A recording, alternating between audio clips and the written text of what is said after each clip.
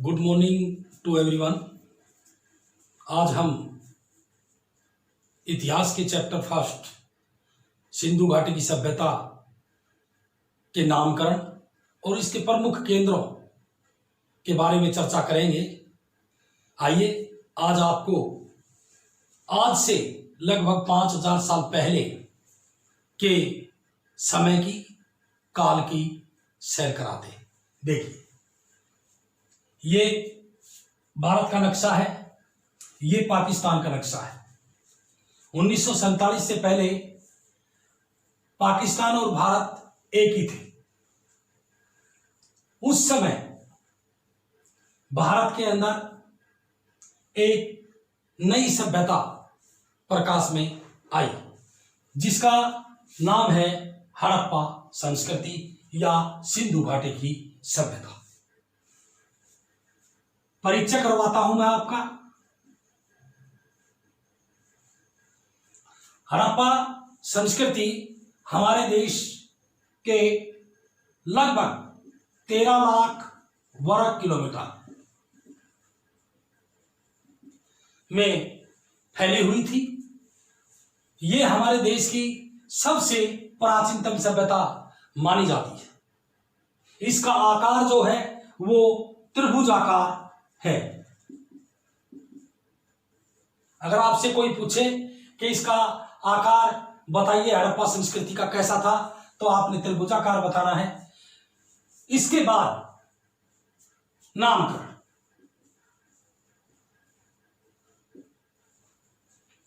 किस प्रकार से हड़प्पा संस्कृति का नामकरण किया गया?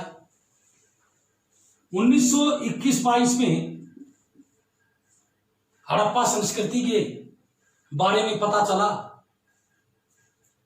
तो उस समय के जो डायरेक्टर जनरल थे,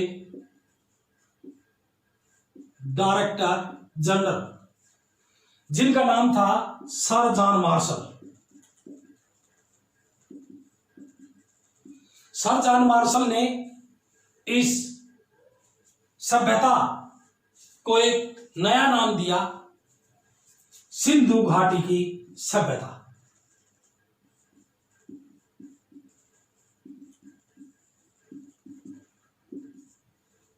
क्यों दिया?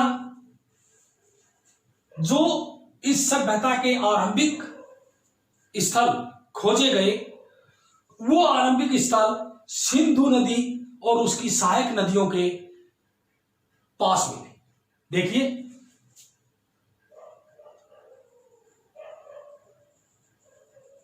ये सिंधु नदी है। इस सिंधु नदी के तट पर एक नगर मिला, जिसका नाम है मोहनजोदड़ो।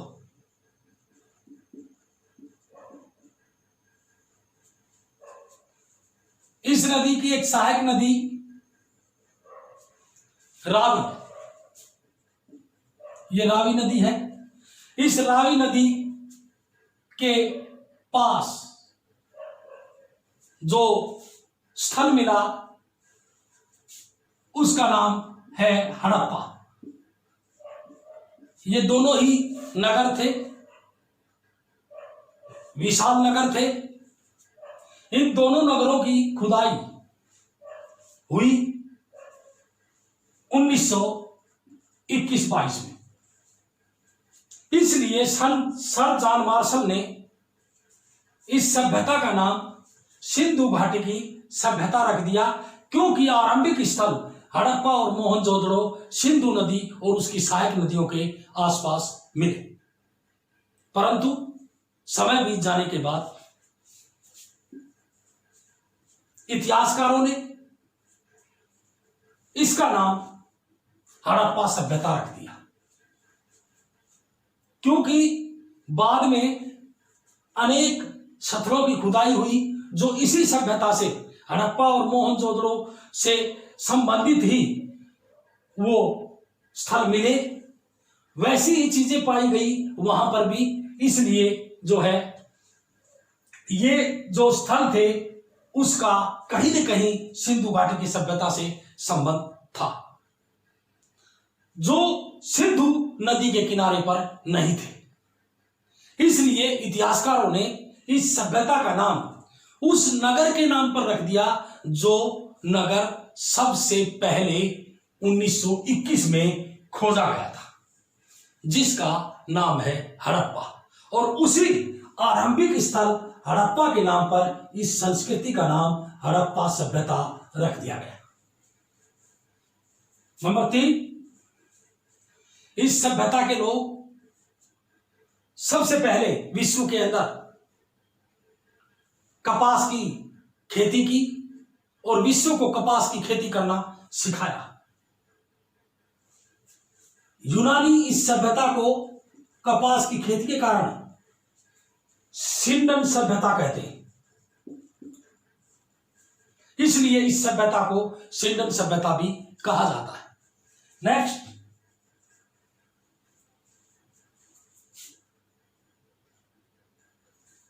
इस सभ्यता के लोग तांबे का बहुत ज्यादा मात्रा में प्रयोग करते थे। उसमें एक धातु मिलाते थे, टिन। तांबे और टिन को मिलाकर के एक धातु उन्होंने बनाई, कांसा। और उन्होंने बड़े पैमाने पर वस्तुएं बनाने में, औजार बनाने में कांसे का प्रयोग किया। इसलिए इस सभ्यता को कांस्य युगीन सभ्यता भी कहा जाता है।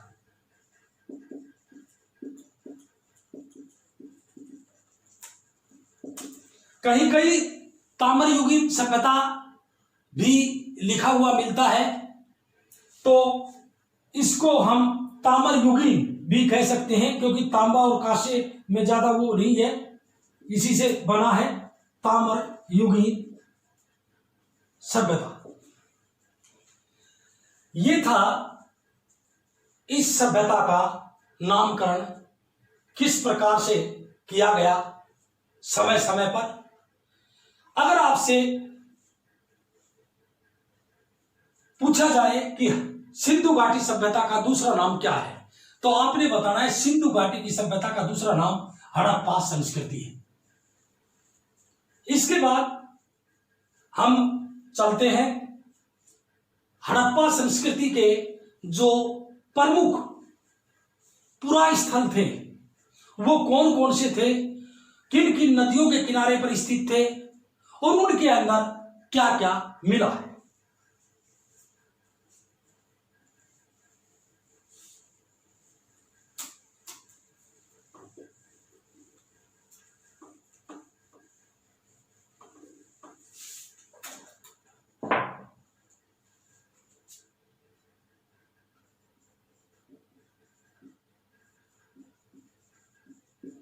हड़प्पा सभ्यता के प्रमुख केंद्र।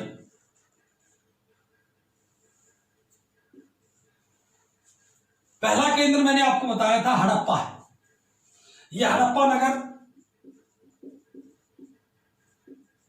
ये सिंधु घाटी सभ्यता का या हड़प्पा सभ्यता का सबसे पहला खोजा गया स्थल था, जिसकी खुदाई 1921 ईस्वी में D.R. साहनी, D.R. से बन गया दयाराम साहनी ने 1921 ईस्वी में हड़प्पा नगर की खोज की। यह नगर रावी नदी के तट पर है। ये मानचित्र में साफ दिखाई दे रहा है कि ये रावी नदी जो सिंधु नदी की सहायक नदी है, इस नदी के तट पर ये हड़प्पा नगर स्थित था। कई बार पूछा जाता है पेपर में कि हड़प्पा नगर किस नदी के किनारे पर स्थित था, तो आपने सिंधु नहीं लिखना है। कई बच्चे समझ जाते हैं कि सिंधु घाटी की सभ्यता है तो हड़प्पा नगर भी सिंधु नदी के किनारे पर स्थित था। ऐसा बिल्कुल नहीं है। अगर पूछा जाए कि हड़प्पा किस नदी के किनारे पर स्थित था, तो आपने जो अपना उत्तर देना है वो रावी नदी देना है। उसके बाद जो ये नगर की संरचनाएं पुरातत्वविदों को खोज के दौरान मिली, वो खराब अवस्था में मिली, क्योंकि इसकी संरचनाएं जब इसकी खुदाई की गई तो वो नष्ट हो चुकी थी। जो चीजें मिली वो अच्छी अवस्था में नहीं मिली। उसका कारण क्या था? देखिए, इसकी दुर्दशा का कारण,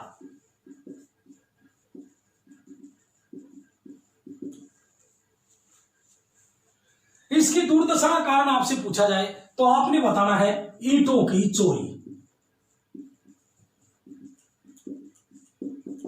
यह इसका प्रमुख कारण था, क्योंकि स्थानीय लोगों ने या उस समय की जरूरत को पूरा करने के लिए हड़प्पा नगर जिस टीले पर स्थित था, उस टीले की खुदाई के दौरान इसकी ईंटें जो है वो यहां से उठा ली गई।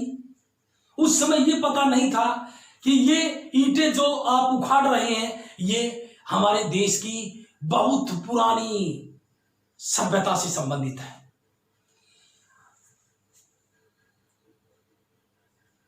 डायरेक्टर जनरल लॉर्ड कनिंघम, ये हमारे देश के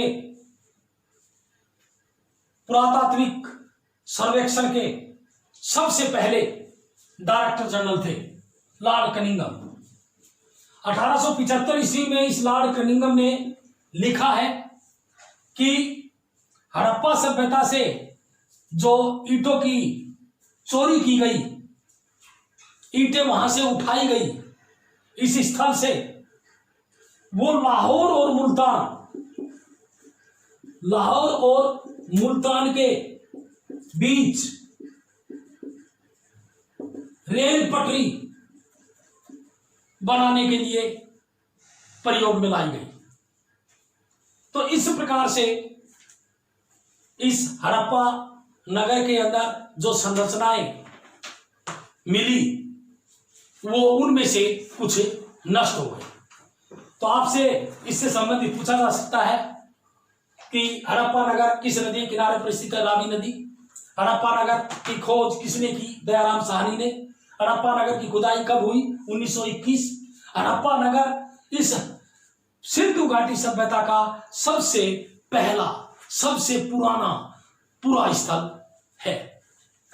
उसके बाद हम आपको लेकर चलते हैं मोहनजोदड़ो।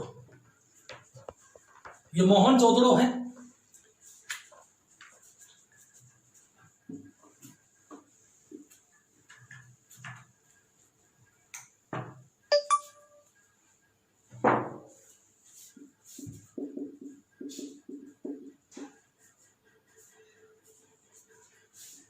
दूसरा नगर है मोहनजोदड़ो।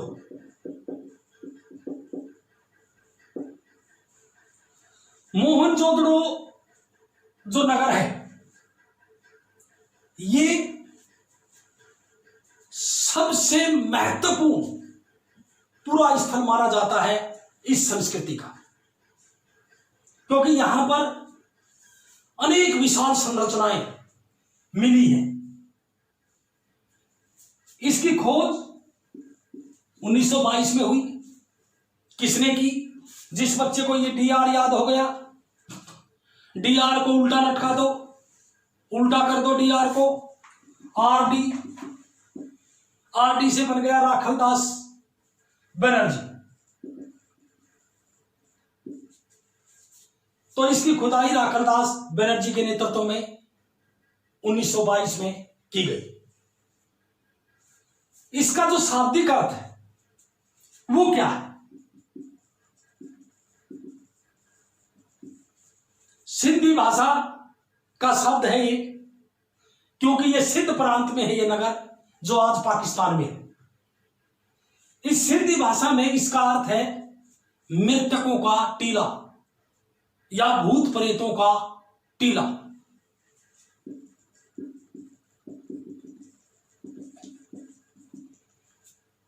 कितने क्षेत्रफल में ये फैला हुआ था? इसका क्षेत्रफल बहुत ही विशाल था। 125 हेक्टेयर क्षेत्रफल में ये फैला हुआ था। अब ये किस प्रकार से बसा हुआ था, यहां कौन कौन सी संरचनाएं, भवन, इमारतें मिली हैं, देखिए।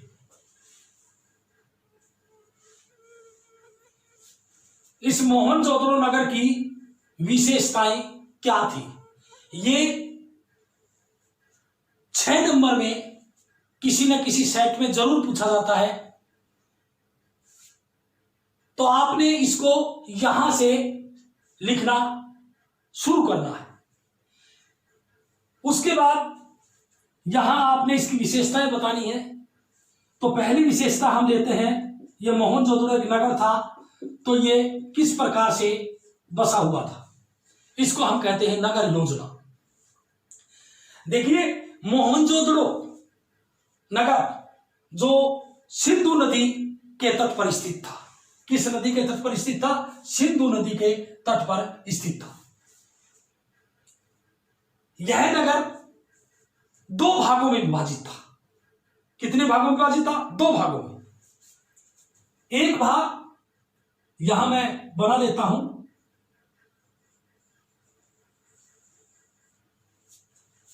और एक भाग, ये 2 भाग मैंने इस नगर के बनाए हैं। आप बताइए कि इनमें से बड़ा कौन सा है। यस, ये बड़ा है, साफ दिखाई दे रहा है, ये बड़ा है, और ये छोटा है। अब इसमें ऊंचा कौन सा है और नीचा कौन सा है? ये नीचा है, नीचा बना हुआ है, और ये ऊंचा, ऊंचाई पर। अगर आपसे पूछा जाए कि जो पूर्वी भाग है वो छोटा है या बड़ा है, तो आप बताएंगे बड़ा है। नीचा है या ऊंचा है? नीचा है। तो इसलिए इस भाग का जो नाम रखा पुरातत्वविदों ने, इसका नाम रख दिया निचला शहर।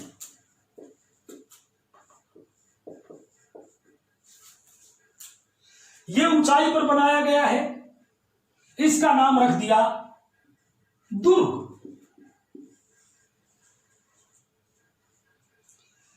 ये जो दुर्ग है,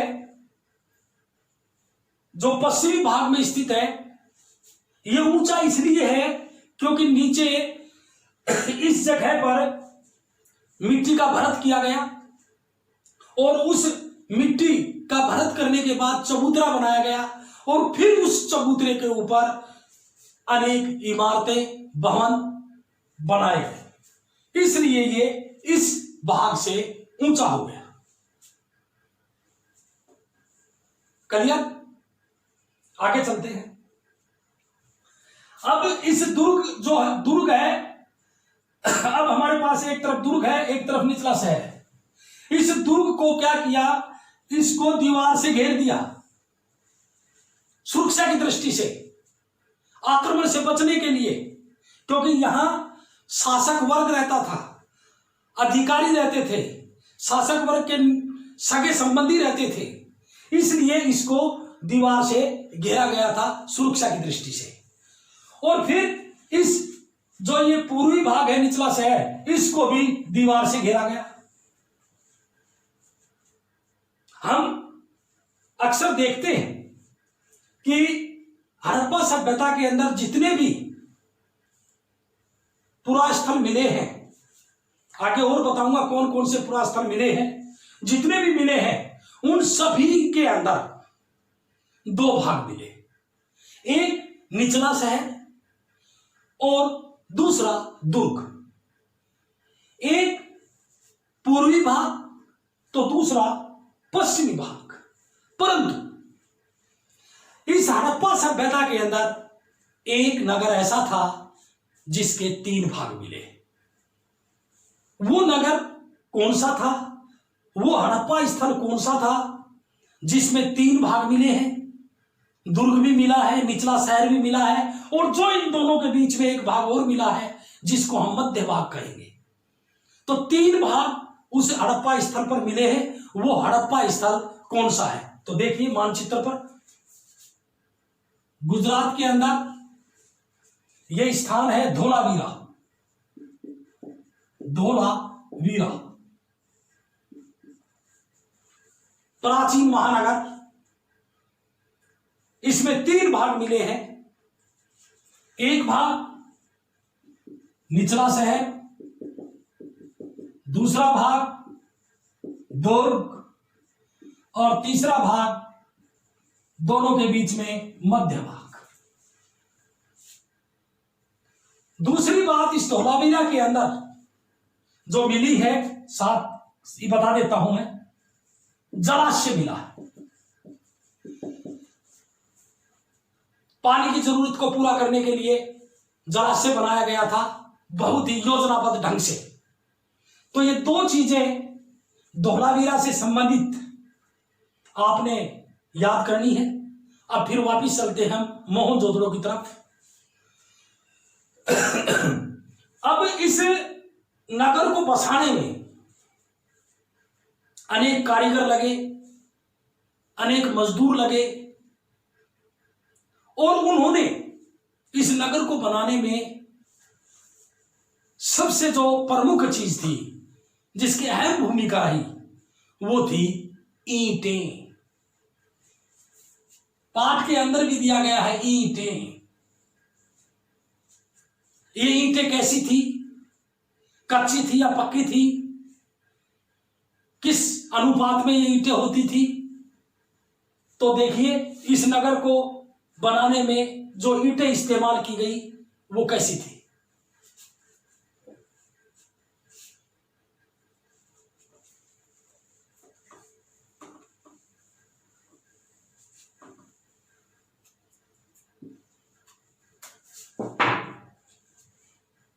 ये देखिए ईंटें गारा से बनी होती थी। ईंटें आज भी बनती है, आज भी धूप में सुखाई जाती है, भट्ठी में आग में पकाई जाती है। उस समय भी हड़प्पा सभ्यता के लोग, मोहनजोदड़ो के निवासी, अपने भवन बनाने में ईंटों का प्रयोग करते थे। उनमें धूप में सुखाई गई ईंटें भी होती थी और भट्ठी में पकाई गई ईंटें भी होती थी।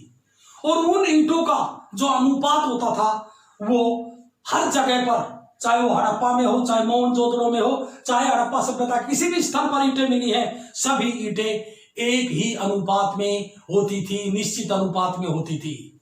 तो आपसे पूछा जाए कि हड़प्पाई ईंटों का अनुपात कितना होता था, तो देखिए हड़प्पाई ईंटों का जो अनुपात होता था वो होता था 1:2:4। 1 लंबाई, सॉरी ऊंचाई, 2 चौड़ाई, 4 लंबाई। उस समय जो ईंटें होती थी वो ऊंचाई की दुगनी या दुगनी चौड़ाई होती थी और जो लंबाई होती थी वो ऊंचाई की 4 गुनी होती थी। ऊंचाई की दुगनी चौड़ाई होती थी और ऊंचाई की 4 गुनी लंबाई होती थी। इस प्रकार से हम कह सकते हैं कि हड़प्पाई ईंटों का अनुपात 1:2:4 होता था, जो एक निश्चित अनुपात में बनी होती थी। ये नगर योजना मोहनजोदड़ो से संबंधित है। दूसरा पॉइंट हम लेते हैं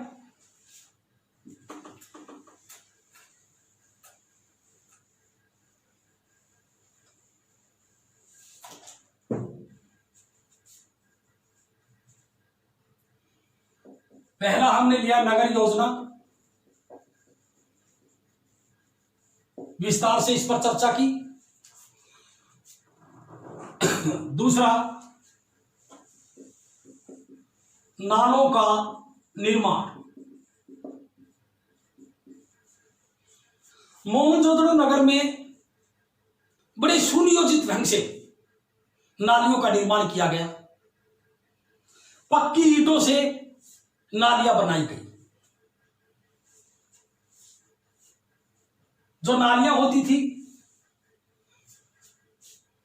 आवास होता था, ये आवास हो गया। आवास के साथ साथ गलियां होती थी और इन गलियों के साथ साथ ये नालियां बनाई गई थी।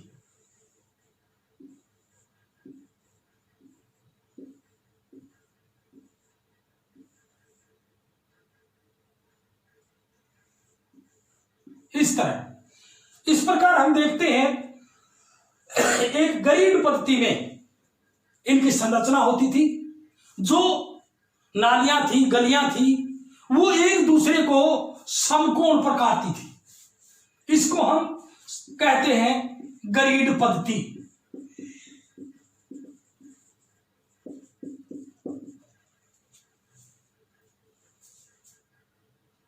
जो गली में नाली थी, घर के अंदर दीवार के साथ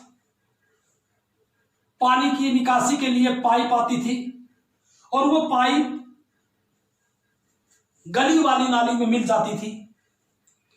फिर गली में कुछ दूरी पर एक होद होता था, एक कुंड होता था, उसमें ठोस पदार्थ जमा हो जाता था और पानी मुख्य नाले में आगे चला जाता था और उस ठोस पदार्थ को बाहर निकाल दिया जाता था, क्योंकि ये जो नालियां थी ये ऊपर से ईंटों से ढकी होती थी ताकि साफ करते समय उनको हटाया जा सके।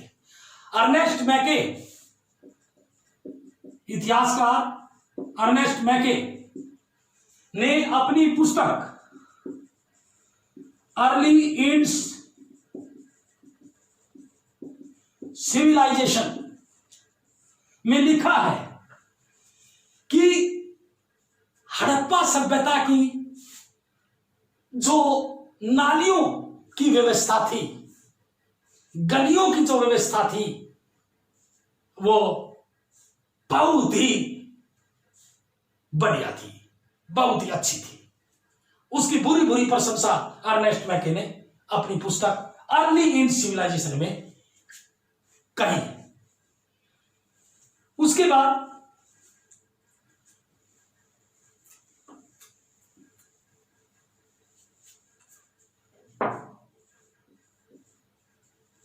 नगर बना, नालियां बना दी, गलियां बना दी। अब आ गई बात घरों की, क्योंकि पहले गलियां बनी, नालियां बनी और उसके बाद घर बनाए गए। बड़े सुनियोजित ढंग से मोहनजोदड़ो नगर को बसाया गया था, इसलिए इसको बहुत ही महत्वपूर्ण माना जाता है। तीसरा है गृह स्थापत्य। गृह माने घर, स्थापत्य माने स्थापित करना। इसको हम भवन निर्माण कला भी कह सकते हैं। जो मोहनजोदड़ो के अंदर घर मिले, उन घरों में चारों तरफ कमरे बने हुए मिले।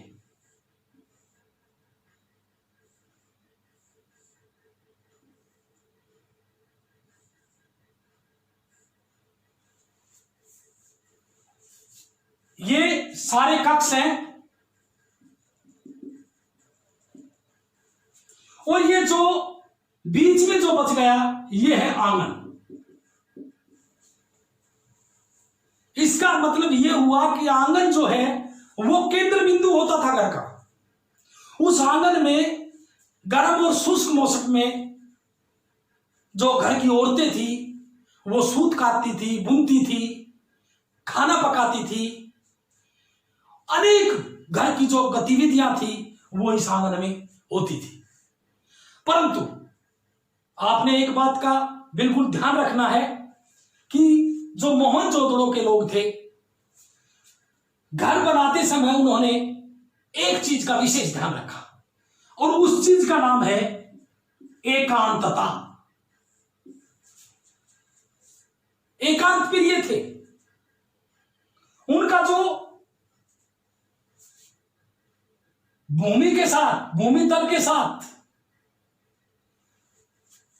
जो दीवारें थी उन दीवारों में खिड़कियां नहीं होती थी, क्योंकि उन्होंने इस बात का ध्यान रखा कि कहीं आने जाने वाला व्यक्ति उन खिड़कियों में से घर की जो गतिविधियां हैं उनको देख ना ले।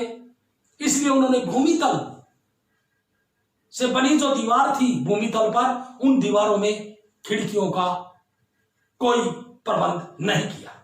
पहली बात, यह बात बताती है कि मोहनजोदड़ो के लोग एकांतता का विशेष ध्यान रखते थे, उसको महत्व देते थे। दूसरी बात,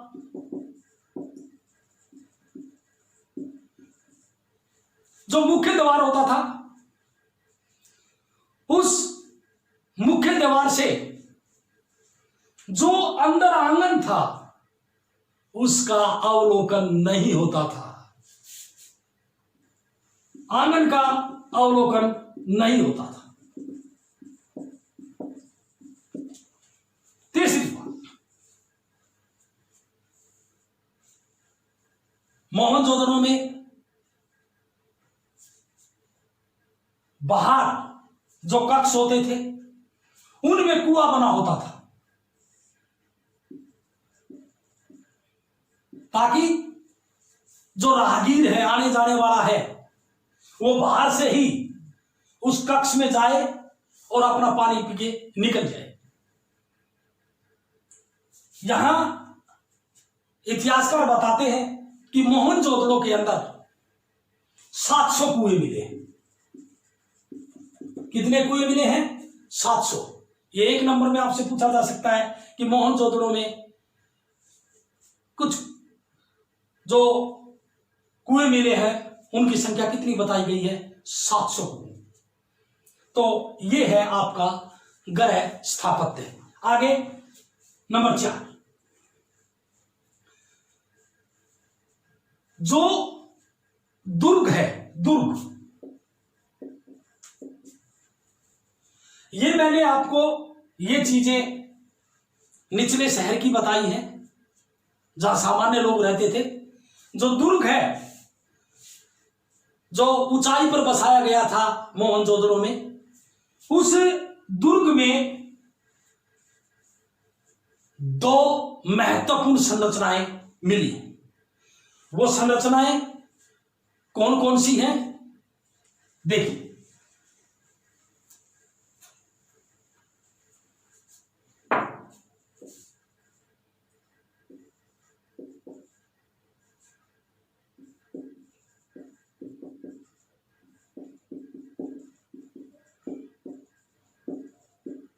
विशाल गोदाम और विशाल सनानागार, ये 2 महत्वपूर्ण संरचनाएं यहां पर मिली हैं।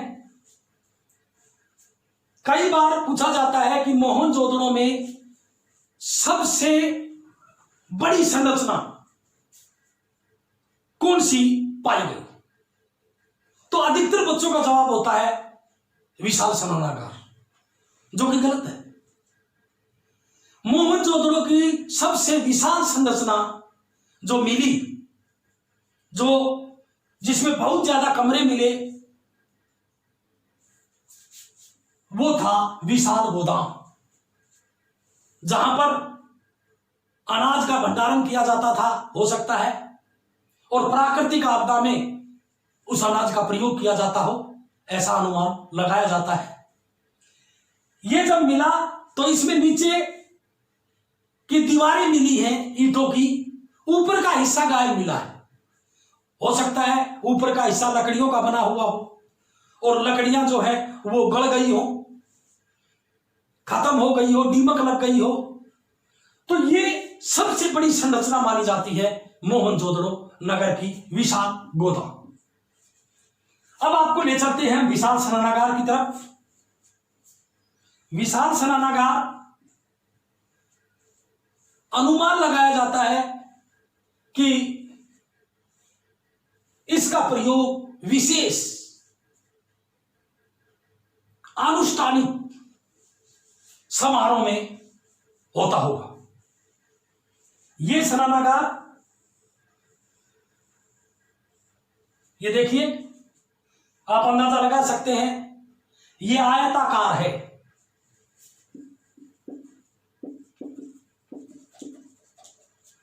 तो इसका आकार जो है आयताकार था। इसमें उत्तर और दक्षिण में सीढ़ियां लगी हुई थी अंदर जाने के लिए। चारों तरफ गलियारा था। यह गलियारा है।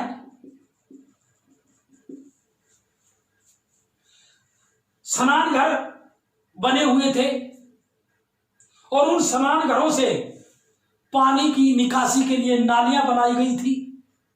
इसको बनाने के लिए जिप्सम का, गारे का प्रयोग किया गया था ताकि पानी की कहीं रिसाई ना हो सके। साथ में एक कमरे में कुआं बनाया गया था। क्या बनाया गया था? कुआं, जिससे इस स्नानागार को पानी से भरा जाता था। उसका जो माध्यम था उसको भरने का वो कुआं था। इसके पश्चिम में इस तरफ विशाल गोदाम मिला है जो मैं आपको बता चुका हूं। तो ये थी हमारे मोहनजोदड़ो नगर की विशेषताएं। इसमें टाइम ज्यादा लगा है। ये बहुत ही इंपॉर्टेंट क्वेश्चन है और लगभग ये हर बार पूछ लिया जाता है कि मोहनजोदड़ो नगर की विशिष्ट अभिलक्षणों का, विशेषताओं का, विशिष्टताओं का वर्णन कीजिए। और इसी के साथ आज का जो हमारा टॉपिक है ये समाप्त होता है। अगर आपको मेरी वीडियो पसंद आई हो तो सब्सक्राइब करें तथा शेयर करें। Thank you very much.